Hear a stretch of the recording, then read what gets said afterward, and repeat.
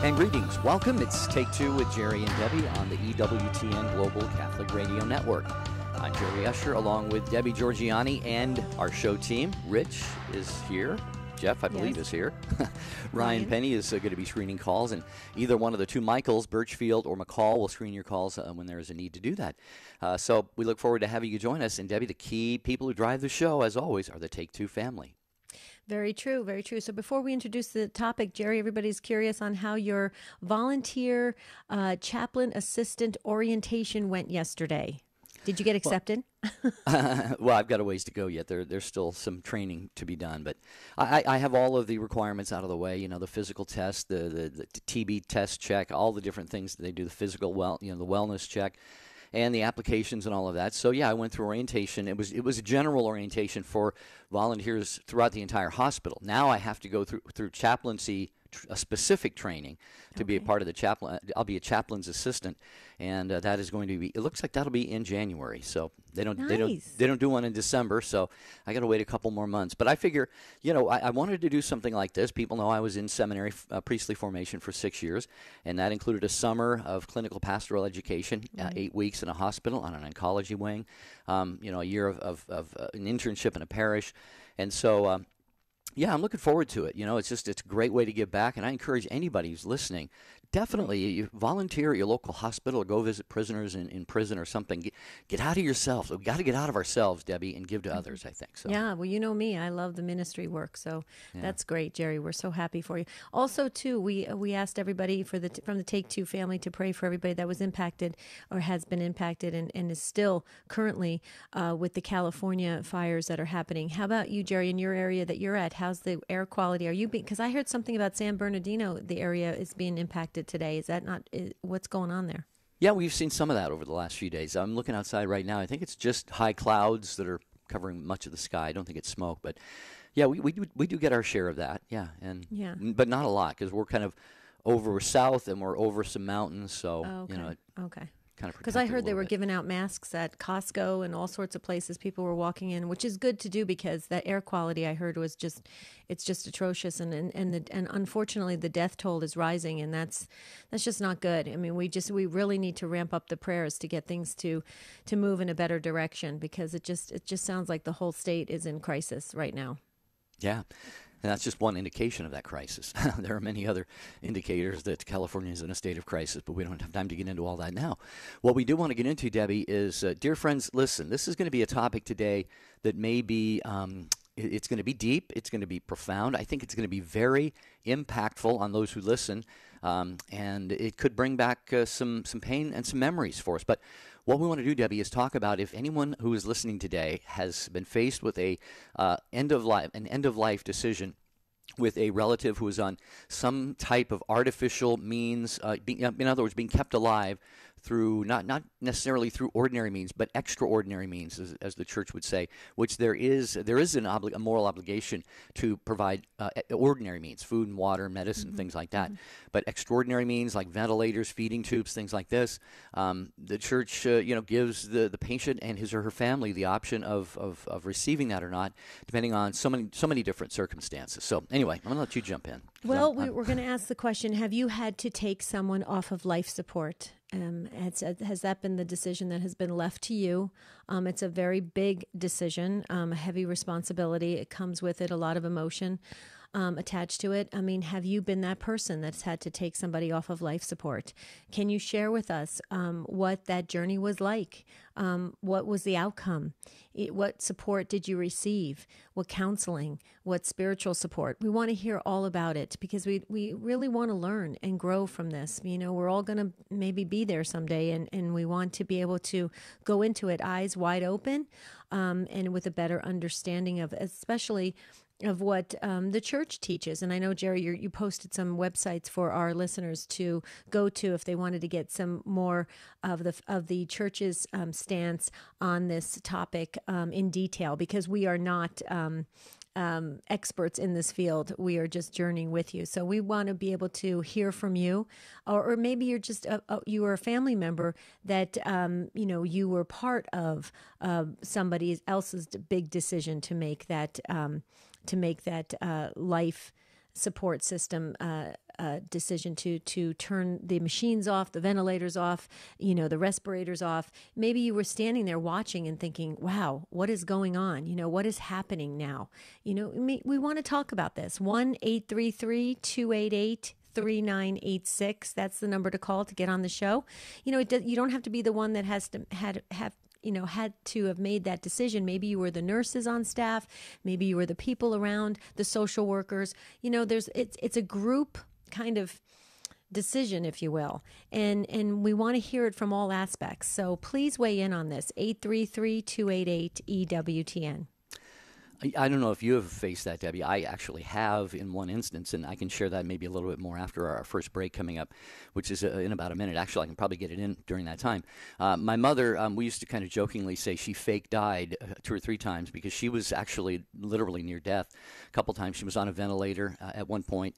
And what we did as siblings, as her children, we were all scattered about the country, and we got on the phone when that moment came, and we were all on the phone, and we were in unanimous agreement. She did not want to be kept alive by artificial means, and so we all agreed. We had that tough decision to say, it's time to say goodbye to our mom. And amazingly, they took the ventilator out, and she basically, I hear, almost sprang out of bed and says, don't you ever do that to me again. And she lived for a while longer. So that's certainly unusual. Love Dorothy. Yeah. But that didn't, we had no idea that was going to happen. So right. It certainly didn't lessen the drama, the gravitas, as some people say, of having to make that decision. Yeah. Well, it was never in my family situation to be part of it, Jerry. But, in religious education, we were called to the scene of a couple different episodes of this happening where ventilators have been turned off. I have seen the outcome where a person has lived, like your mom, past that when the respirators were turned off. But then I've also seen when the person has expired, when the person has passed. And it's... it's just, how do you describe something like that? There's so many emotions that play a factor. And, it's important that we talk about this. We're all going to pass away sooner or later, okay? It's going to happen. So if we talk about it ahead of time, it helps us all be able to deal with it. So please weigh in on this. This is your show, Take Two with Jerry and Debbie. And when we come back, we're going right to the phones to hear what you have to say about this.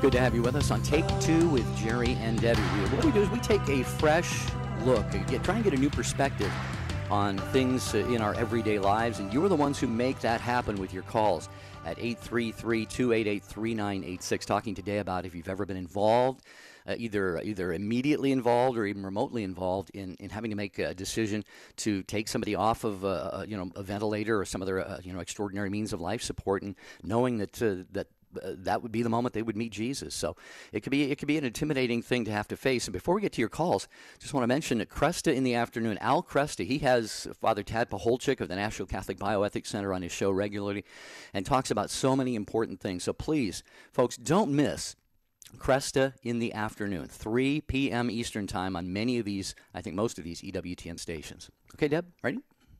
Okay, we when a phone line becomes open, please jump in and share your experience of this.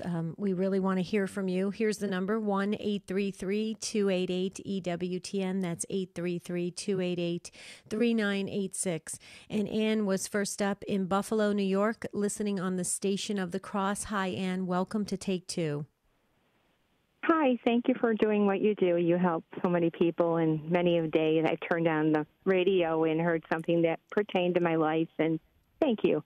Bless you, Anne. I'm a nurse from Buffalo, and I had two different experiences. I took care of both my parents long-term. My mom, she had 10 years of Alzheimer's at the end. She died in her 80s, and she never really wanted a feeding tube. She was pretty much ambulatory until they took arthritis drug off the market, and then she was wheelchair bound, and she just couldn't function, and she became so difficult to take care of, and we had to place her because we just couldn't do it anymore. And anyway, she had a stroke toward the end of her, placement. She was there about a year, and it caused a lot of conflict in the family because nobody really knew what to do, and you feel guilty, and you feel like you want to not go crazy, and to try to honor your parents' wishes. After her stroke, she couldn't swallow, and she never wanted a feeding tube, and we felt very anxious about, not having a feeding tube. She had an IV for hydration, but the nurses in hospice said she's bloated, she's not absorbing anything, and there's really nothing we can do. And when it was about a week, she was, comfort measures, and she passed very peacefully. Both my parents were very devoted to Our Lady, and I think that her presence was there and helped us through the way. My dad, on the other hand, the doctor said he had 49 lives. He had a bout with diabetes, chronic obstructive lung disease, heart conditions. He had many strokes. It affected his thinking. And toward the end of his care, he needed to go to a place more for his safety because he would try to drive the car. He crashed his car. Nobody was hurt, fortunately. And if he took his diabetic medication and didn't eat, his blood sugar would crash. So anyway, we used to take him out of the nursing home constantly for rides and that sort of thing.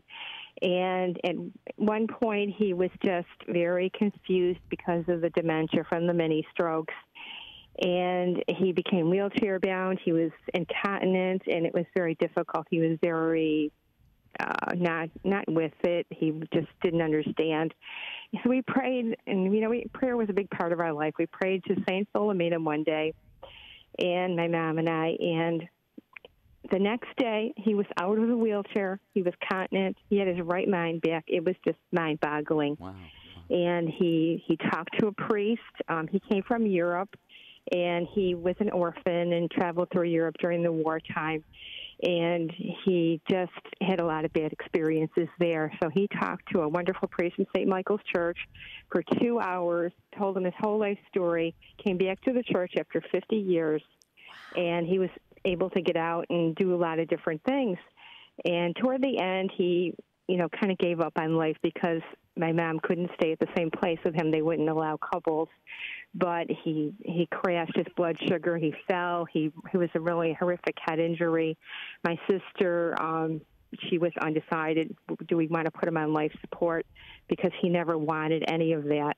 And at the last second, she goes, yeah, we'll do it.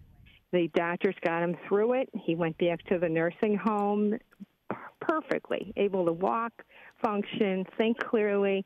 And he was there about a month going through rehabilitation. And the nurse saw him 30 minutes before he passed, very peacefully in his sleep. So they were both very different, and I think God was there with all of us.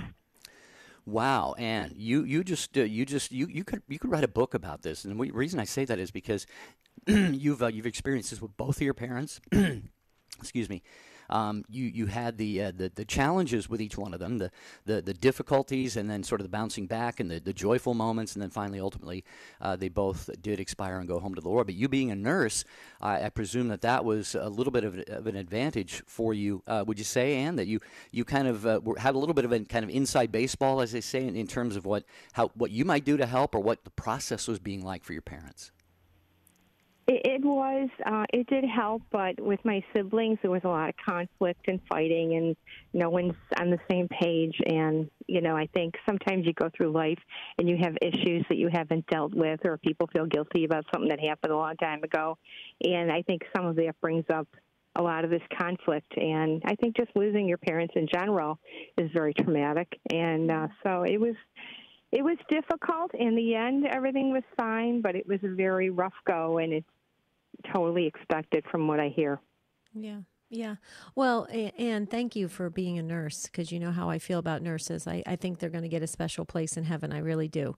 But I wanted to just share that, in your story about your mom and your dad, it just reminds me that, this is all in God's timing, God's plan for everybody.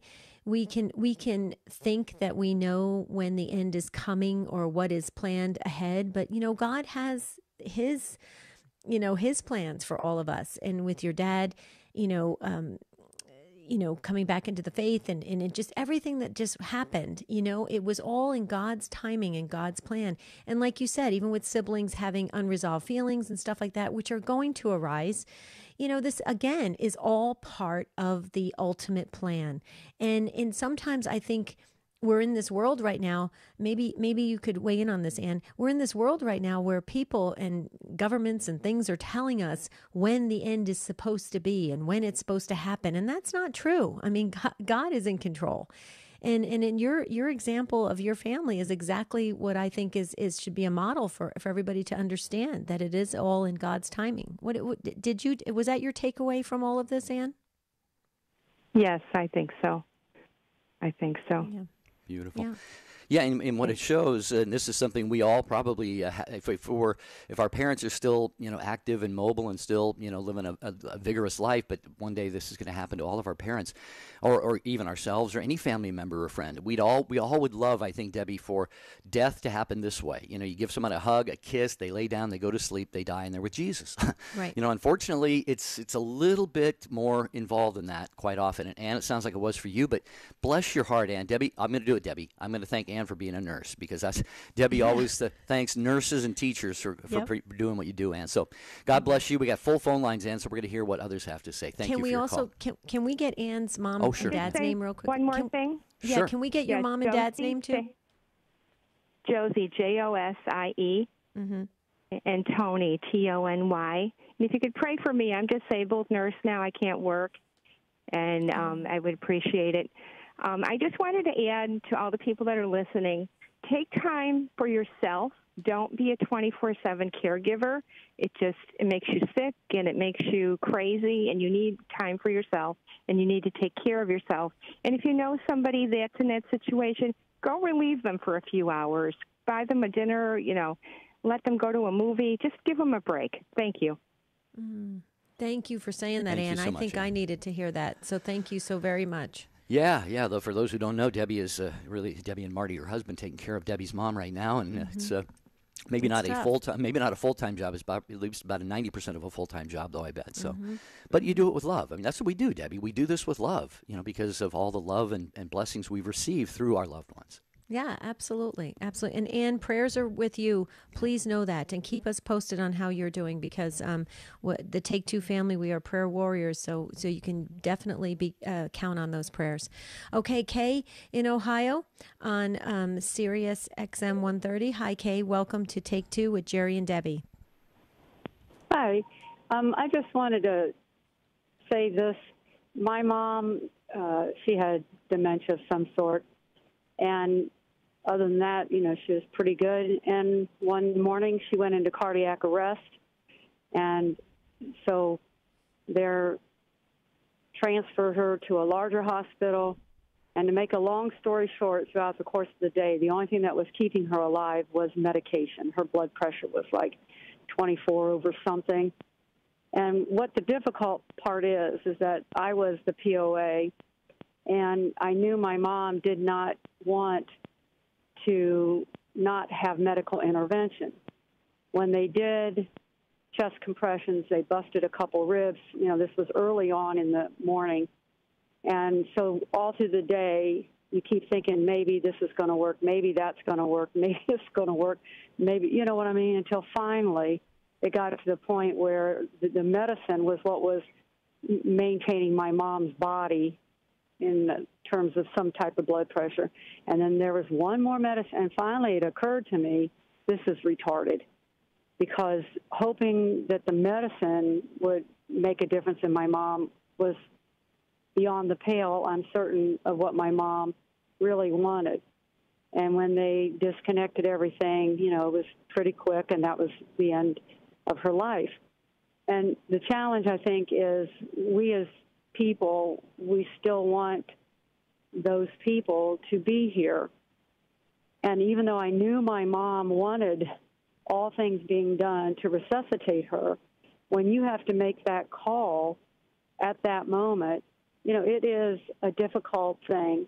And anyone that's ever had to go and do that knows how difficult that is. And later, it caused me I was surprised at how depressed I was after my mom died, because I was the primary caregiver. I'm not an only child, but I was the one that did everything for her. And I thought, you know, hey, my other siblings, they didn't come over and, you know, didn't do this and blah, blah, blah. I was surprised because during that process of her dementia, you develop a different type of closeness, a different kind of relationship than you do with your parent when they don't have dementia. So I think that it's a difficult job to do, and people don't realize when they take on that responsibility, the emotional aspect of it, that it is on the person who has to make that call, okay, we're done. No more, don't hurt her body anymore, you know, putting all these drugs and stuff in there. Right. So, and then the second thing I wanted to say was a long time ago, my grandma was in a nursing home. She had dementia of some sort. And the people talked to my aunts there from the nursing home. They said, oh, you know, you can just don't feed her anymore. She won't know any difference. And my husband and I just watched that Terry Schiavo, and this how long ago this was, the case on Terry Schiavo and how horrible not feeding people. I mean, it's just an awful, miserable death. And so I talked to my mom, and she's like, well, do what you think is best, because I really didn't think my mom or my aunts had any iota of what pain that would cause my grandma, and I was always really close to my grandma. So anyway, it was probably 12:30 in the morning by the time I made the call to the nursing home in another town that was far away. And what I learned the next day was that if she had died after I said, you need to get nutrition in her, if she would have died, they would have been liable, because I said, no, that's not the right decision. And I did not know that. But that's kind of something that I think that happens. A lot of people don't realize that they will listen to the advice of the people that supposedly know what's best at the facilities without really knowing the pain that withholding food from someone when, you know, in every other way they're healthy. There was nothing wrong with my grandma. They just simply said, well, you can just say we don't want to, you know, don't feed her anymore. So those are two different stories, and they're only related because my mom and it was her mom. Right. But, you know, I think there are many different, I'm trying to think of the word, I'm trying aspects. to use, you know, yeah, there are many different opinions, and people tend to listen to the people that supposedly know, when in reality, God knows when you're born and God knows when you die. And so when my grandma, you know, they found a vein. They had a really hard time because she had not been fed by the time I learned about this for, I think, 2 or 3 days. And so they were able to find a vein, and she lived probably another week, and then she died.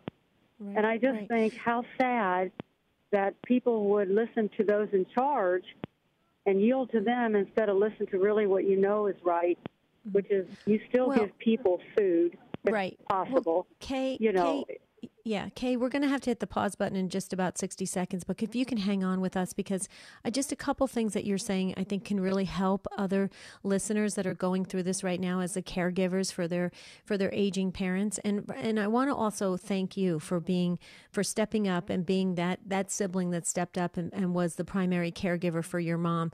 That was a tough place for you to be in, and it sounds like you handled it so beautifully and lovingly. And I just wanted to say that first and foremost. And we also, if you were able to impart your mom's name and your grandmother's name, we would like that as well. But as you can hear the music, well, let's continue this on the other side of the break. And also we'll get to Virginia and Allison and Pam and the others. Guys, hold on, okay? Because this is an important topic we're discussing today about removing somebody from life support on Take Two with Jerry and Debbie.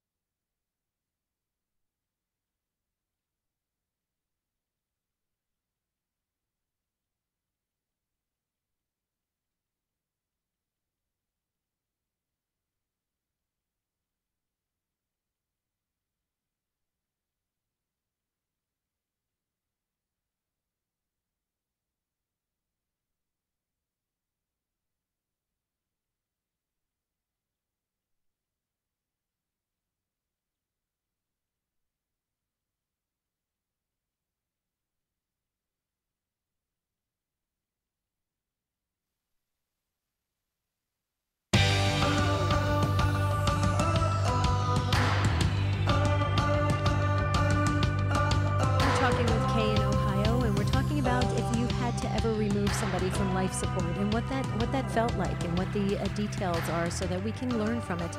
And Kay, just a couple things I wanted to just bring back with your story, because you have so many details that I think we can all benefit from.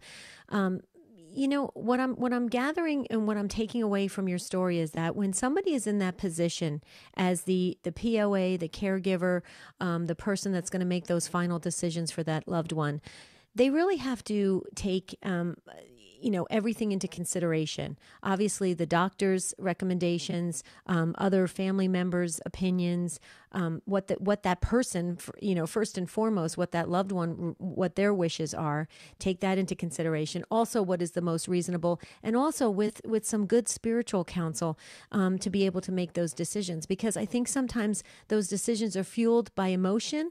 Maybe just by people feeling like they're not sure what to believe, what to do, and they just make that first initial decision, like you said about stopping the food, which can be just a horrible way to have that person die. So it sounds to me like you really have to take a step back and make sure you do everything you can possibly do to get the information, so that when you go into that decision, you are really at peace with it. And it sounds like you did that, Kay. It sounds like you were at peace with that with with your mom, and although it left you with some feelings afterwards, of course, because it's your loved one, you're always going to have those feelings like, okay, should I have done this, should I have done that? But it sounds like you really did just a phenomenal job taking care of your mother. Is that the right takeaway we should all come away with this, that we should really just get the right proper counsel when we're making these big decisions? Well, I think that you have to know, first of all, what your family member, or I'm also a POA for a friend of mine, and she has Parkinson's. Now, she does not want to be resuscitated. Those are her wishes. If she has a heart attack, I don't want to be resuscitated. So when it comes to that time to make that decision for her, even though she's like a member of our family, then you have to, because you've given your word that you will do what they want to do. But I think the big takeaway is when you're listening to people at facilities trying to say, because that's what they were telling my sister. She lived in the town closest to my mom. I was like an hour and 20 minutes away. And I got the call, and, of course, I got on the phone. And they were like, oh, well, your mom, blah, blah, blah. And I called the hospital. I said, no, you do everything you need to do, because I knew that's what my mom wanted. And so, I think it's a matter of always being that voice when their voice can't be heard. And even like for my friend, when it's time to make that call, if she's in an incapacitated state, then I would have to honor her wishes by not, continuing to give her medications, to continue to keep the blood pressure up and so on and so forth. Right. So I people have, it's difficult because it's just human nature. Unless you're like a psycho, Ted Bundy person, you don't want to kill people, or you don't not kill them, but you don't want their life to end. I think that we always have that hope that at the last moment, like the previous caller, her dad, he got his act together and everything was fine until it was his time to die. I just think that, for me, the most important thing is don't be afraid to do what you know is the right thing from a moral standpoint of view, and what you have thoroughly understood from the person who's given you that responsibility to make those decisions, because it's tough.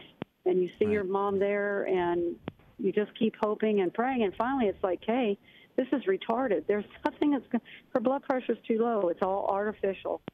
So, anyway, that would be all I would say. I'm sorry, I don't mean to take up so much of your time. Well, thank you, Kate. The only thing I would add to what Debbie said, and she probably said this in various ways, and I just missed it, but, you were, one of the blessings is your mother had you there to be that person, that angel, if you will. You mentioned that your siblings were not all that present or not all that involved. God just sort of looked down from heaven and said, who's going to be the best one to stand side by side with Kay's mother? It's going to be Kay. And Kay, you approach it, like you said, from a moral standpoint, from the standpoint of love, and we all have to, it's going to get to that point, where, like you said, you use the word retarded. The church would absolutely in no way expect us to do extraordinary means anything possible. It could be issues like comfort of the patient. If a patient's being artificially kept alive, there could be financial considerations taken into account. If it's going to bankrupt the family to keep them alive for another week or two or something. So, Kay, you did the best thing, and what you did, the most important thing you did, is you, in a sense, you were holding and cradling your mother and offering her to Jesus, offering her back to the Lord. And you're going to get those prayers from your mom and all of heaven as a reward for that. And Debbie, I always think if we help someone at the end of their lives, I think with the God that we know, that's almost a guarantee that we will not die alone. We will have the support, that we will have the sacraments, we will have a happy death. And so, anyway. Yeah, no, I totally agree. And Kay, if you're able to impart your mom's first name and your grandmother's, we would love to add them to our book. Sure. My mom's name is Joanne Fisher, and my grandma's name was Frances Webker. We're good German people. Did you say Frances? Yes, Frances Webster. Okay, got it. Thank you so much, Kay. God bless you. Thank you so much for imparting your story today. All right, bye. Thank you, Kay. Debbie, Yes. there's one phone line open if somebody wants it, and this is looking like a part 2 tomorrow. Maybe I don't know. What do you think? I think so. I think these stories are very detailed, and we need to hear every aspect of them, and we don't want to cut you off in any way. So if it's okay with the Take Two family, let's do a part 2 tomorrow and continue this on. So if you don't get on today, please call back early tomorrow and tell Ryan that you were on the phone yesterday, and we'll get you definitely up to the top. So Colleen, you're next in Boston, Massachusetts, on the Station of the Cross. Hi, Colleen. Thank you for waiting and welcome. Hi, how are you? I'm just calling to ask for prayers for a woman who is on life support right now, and I figured it's the ideal time to have people pray. I actually just saw it on my news feed on my phone. Apparently this woman is a young real estate agent who went to Mexico to have plastic surgery, and she's got massive brain damage, and so I would like to ask for prayers for this woman. Yeah. Well. Wow, Colleen. You know what? Also, too, if you could pray to ask Padre Pio, Saint Padre Pio, to intercede and to help into the comfort of this, and to a possible miracle, because that just sounds tragic. You know, I've heard of these stories before where people go down to Mexico and to other parts of the world to get plastic surgery and other surgeries at an inexpensive rate, and it's not always a good outcome, and it's very unfortunate. And my heart just breaks. I mean, because that just sounds tragic, what is happening to this young lady. So we will definitely pray. Yeah, we pray for a miracle. Mm-hmm. Jesus. Yes, this is tragic. Jerry, Padre Pio comes to mind for me. How about for you? Yeah, Padre Pio. I would say, I'm thinking of St. Gianna Beretta Mola, who, she was told she should abort her child, or she was going to die, and she decided to have her child, and she did end up dying. And, of course, it's not something we can officially pray to, but I think of Terry Schiavo, in fact, who was made such a spectacle of by the media and by the culture and by the world. And, of course, she is not beatified or anything like that, so we can't officially, formally, in any liturgical setting, ask for her prayers. But even if she's in purgatory, the saints in purgatory can pray for us. She can help us, I think Terry Schiavo would be a great person to turn to. And any of the saints, you can't go wrong, of course. Yeah, that's true. That's true. Colleen, please keep us posted, and thank you for caring so much about this young lady, and let us know what's transpiring. Okay, thank you. Take Two with Jerry and Debbie today. Have you ever had to make the decision to end someone's life? And by that, we're talking about they are on artificial, kind of extraordinary care, life support, and you and your family, your friends, your loved ones, you talk with the doctors, and there's nothing more that can be done. And maybe they'd live another day, another week, another month, but you are the one who maybe has a hand in taking them off that life support with your decision, your prayerful decision. 833-288-3986, and we're going to continue to carry this topic over into tomorrow because so many of you want to talk about it. Virginia is next in Missouri, listening on Covenant Radio to Take Two with Jerry and Debbie. Hi, Virginia. Welcome. Good morning. Thank you so much for taking my call. Sure. I listen to EWTN all the time, radio, television, cell phone, internet. It's just pretty much a part of my life, Keeps me on the straight and narrow. Mm-hmm. My situation with my mother was 10 years prior to her passing. She had called me wanting me to set up her trust and her medical directive and everything else because she didn't have anyone there. She always looked to me for her decisions, even though I'm not the oldest of the family. But I live clear across the country from her. She was on the West Coast. I was in the Midwest. So it was always a challenge. And our trips out there were always to do maintenance for her home and fix things up for her and try to keep her, comfortable as she could be in her home. One day I called to see how much my mother was doing, and my relative, one of my relatives was a caregiver, and after talking to the relative, something didn't seem quite right to me, and I told my husband right then, I said, we need to go home. Something's not right with Mother. We need to go home. And when we got there to the airport, we were directed directly to the hospital because she'd already been taken in. She was suffering from dehydration and malnutrition. They had to put 5 liters of fluid in her to sustain her.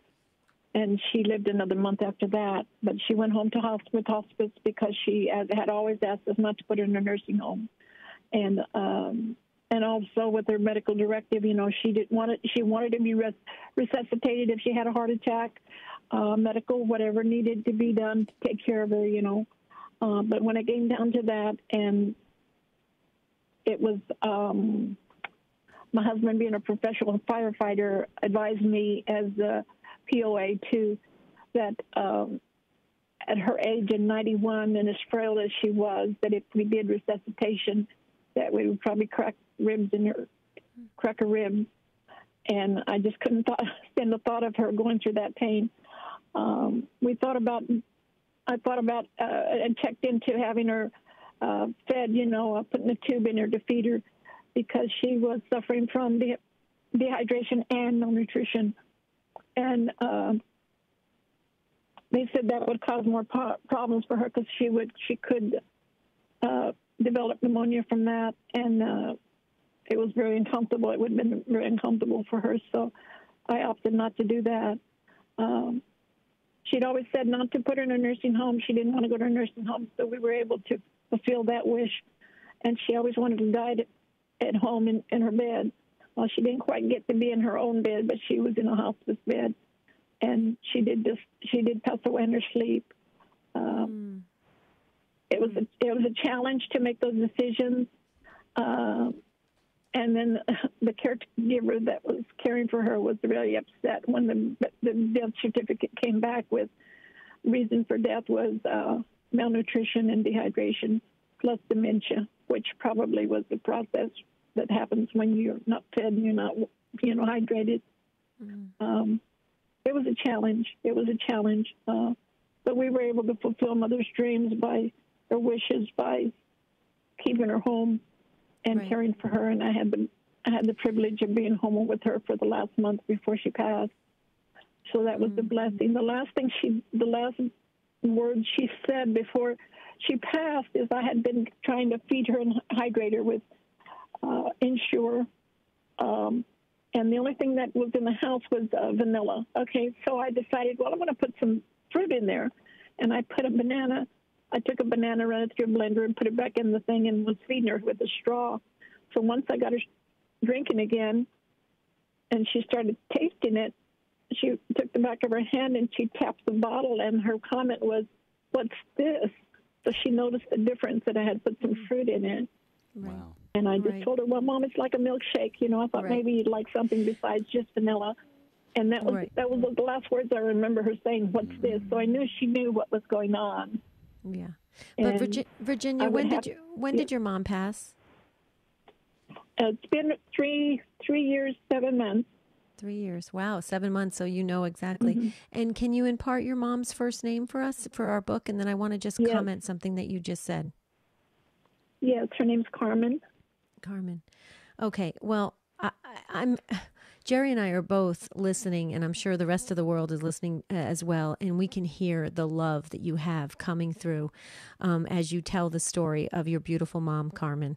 I mean, you definitely showed great care, great concern, great love, great compassion, and you were there and you fulfilled her wishes of what she wanted. And those are big wishes, because, a lot of people, I work, when I say I work now, I'm with my mom and around a lot of the elderly, and a lot of them have said, "Please don't put me in a nursing home." And unfortunately, they end up in a nursing home. So that was a big thing that you accomplished for your mom, and to have her be there with you. And it sounds like your mom was a fabulous mom here on earth. She's even a better mom now, because now she's fully alive. Now she's completely fully alive. And Virginia, I just wanted to say, it's so obvious that you're a great daughter, and you did everything that you could possibly do. And so I just wanted to say, I hope you're at peace with that, and just you can celebrate your Carmen's life, and just realize that she's more active now than she ever was. And God bless you for that. I mean, I wish there were many more Virginias out there as daughters, because a lot of, I go and visit these nursing homes, and there's a lot of folks that never even come to visit their parents and grandparents. It's very, very sad. But your mom, Carmen, was loved very much. Jerry? Well, indeed, I can only echo what Debbie said, Virginia, and thank you. Thank you so much for all that you did. It's really one of the works of mercy is they call it burying the dead, but also I think preparing and being with people during that time of transition is very, very beautiful, beautiful ministry. It could be painful, it could be tough, there could be decisions that have to be made, but somebody has to do it, and Virginia, you did it beautifully. So thank you so much for joining us on that. We do have, again, full phone lines here, so we're going to continue this topic tomorrow with a part 2, but we still have time for a few more calls. So Pam, Allison, Meddy, John, and Bridget, we're going to get to as many of you as we can. And again, as Debbie said, if you don't happen to get on today, you can expect this topic again tomorrow. But we do go to Pam. Is it Pam? Pam is next in Midland, Michigan, listening to Take Two with Jerry and Debbie on Ave Maria Radio. Hi, Pam. Hi, how are you? Doing well, Pam. How about you? Good. Well, I'm doing well, thank you. I lost a daughter in 2001. We had to make the decision to turn the machines off.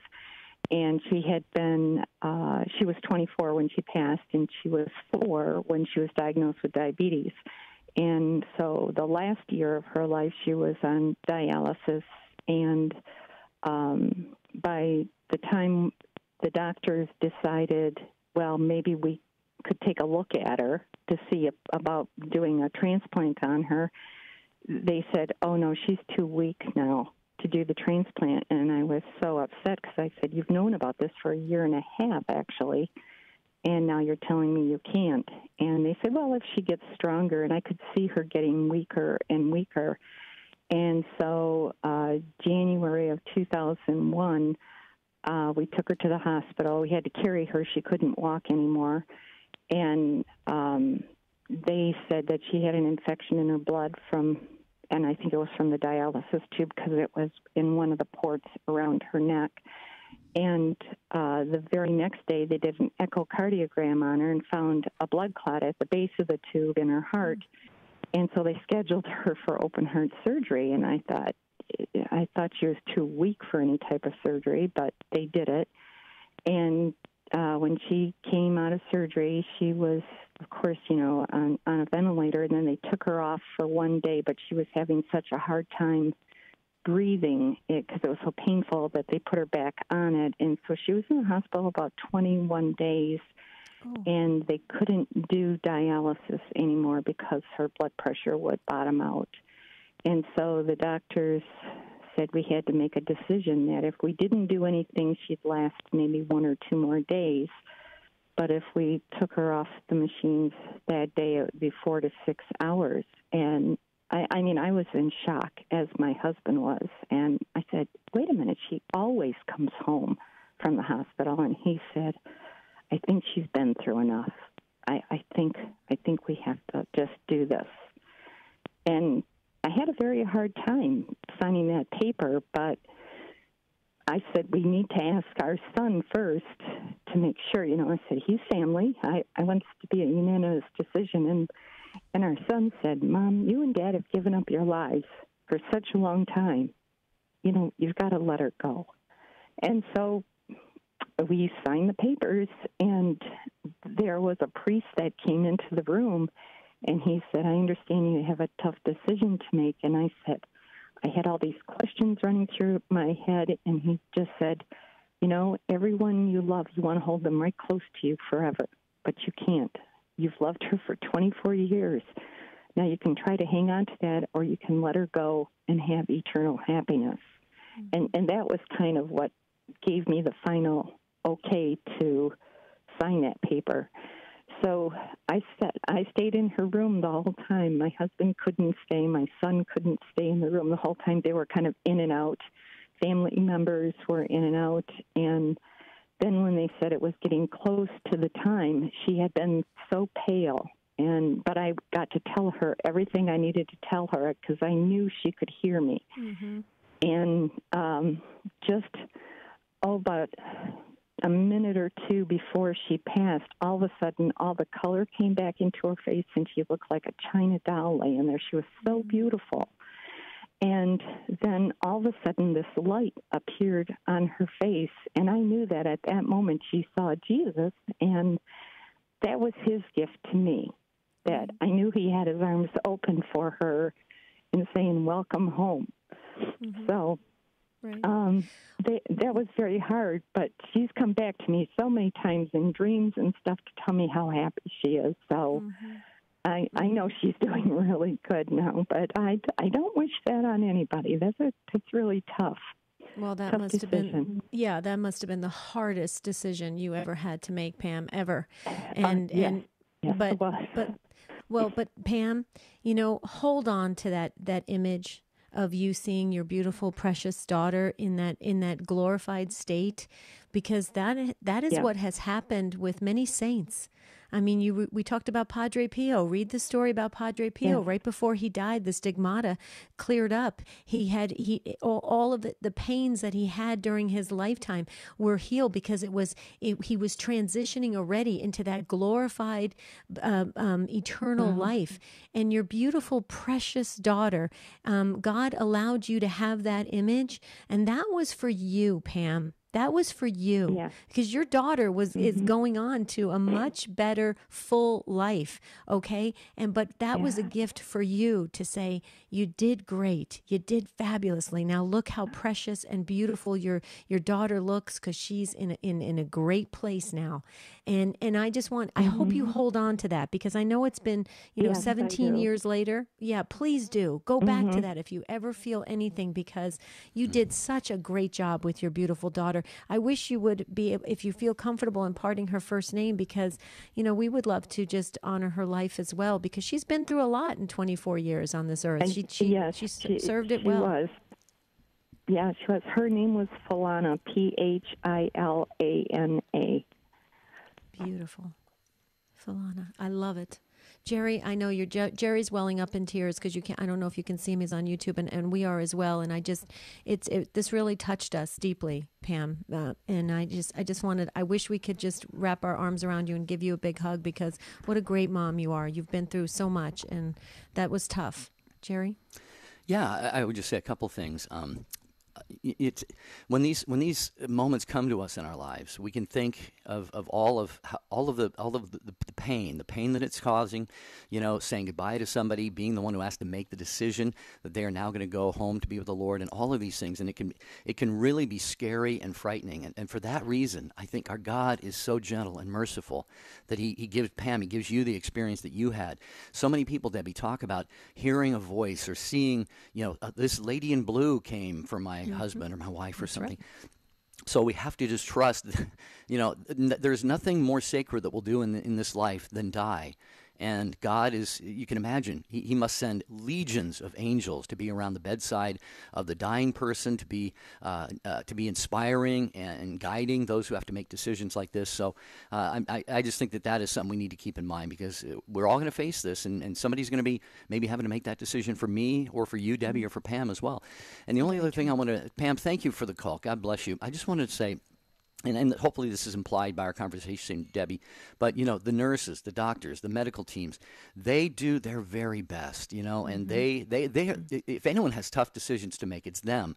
And so we really need to honor and respect and say how much we appreciate those in the medical field who are trying their best to relay to the family, here's what we can do, here's what we can't do, here's what we recommend, here's what we don't recommend, to help us make informed decisions on this. So. And our priests and chaplains that come in to the hospital to help us make those decisions as well. Jerry, I know you posted some websites for our listeners to go to for maybe get some medical directives and stuff that are in line with the Catholic Church.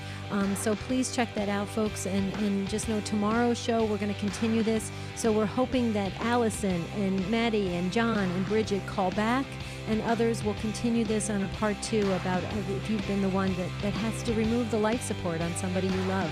So it's an important topic, and we want to give it ample time. Jerry? Please pray for me and Debbie and Rich, Jeff, and Ryan and Michael and the show team and the affiliates.